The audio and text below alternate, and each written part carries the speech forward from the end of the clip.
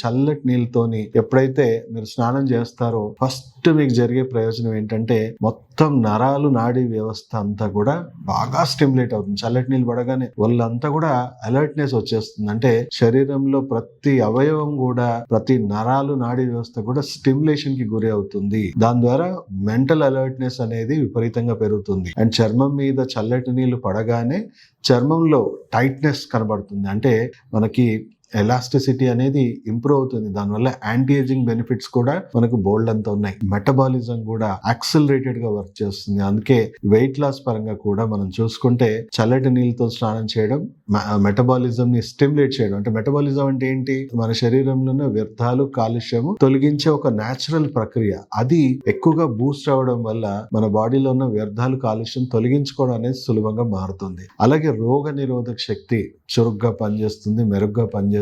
Mental alertness, stress reduction, ఎన్నో ప్రయోజనాలు మనం ఊహించుకుంటే చల్లటి నీళ్ళతో స్నానం చేయాలంటే ఆబ్వియస్లీ ఎవరైనా గెస్ చేయొచ్చు.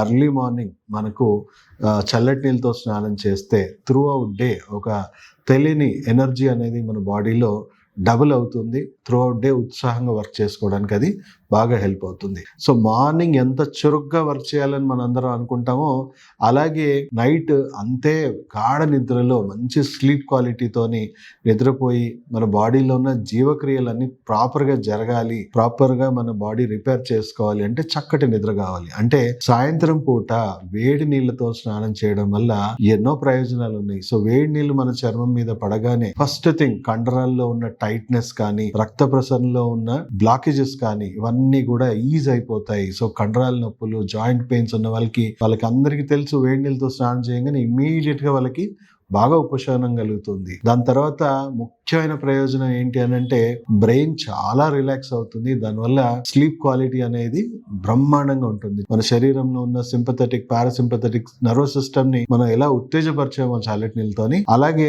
సింపథెటిక్, పారాసింపథెటిక్ నర్వస్ సిస్టమ్ ని పూర్తిగా రిలాక్స్ చేయడం వల్ల చక్కటి స్లీప్ క్వాలిటీ అనేది ఇంప్రూవ్ అవుతుంది. కండరాల్లో, జాయింట్స్ లో కూడా మంచి మూమెంట్స్ అనేవి, అంటే సర్క్యులేషన్ ఇవన్నీ కూడా ఈజ్ అవుతుంది. హాట్ వాటర్ నుంచి వచ్చే ఆ వేపర్ అంతా తగలడం వల్ల మన నాజల్ కంజెషన్స్ ఇవన్నీ కూడా రిమూవ్ అవుతుంది. చాలా మందికి కోల్డ్ వాటర్ ఎలర్జీ, చల్లటి వాతావరణం పడదు. అలాంటి ఆటో ఇమ్యూన్ సిస్టమ్ లేకపోతే ఎలర్జిక్ ఇమ్యూన్ సిస్టమ్ ఉన్న వాళ్ళకి దయచేసి మీరు చల్లటి నీళ్ళతో స్నానం చేసి మీరు ఇబ్బంది పడకండి. ఇది ఒక normal immune system, balanced immune system ఉన్న వాళ్ళకి లేదా ఇమ్యూన్ సిస్టమ్ వీక్ ఉన్న వాళ్ళకైనా కూడా ఈ నేను చెప్పిన టిప్స్ వాళ్ళకి బ్రహ్మాండంగా వర్క్ చేస్తాయి. మీకు కూడా మీ ఇమ్యూన్ సిస్టమ్ని మీరు బాగా చేసుకునే ట్రీట్మెంట్ తీసుకుంటే మీరు కూడా దీన్ని పూర్తిగా ఆస్వాదించవచ్చు.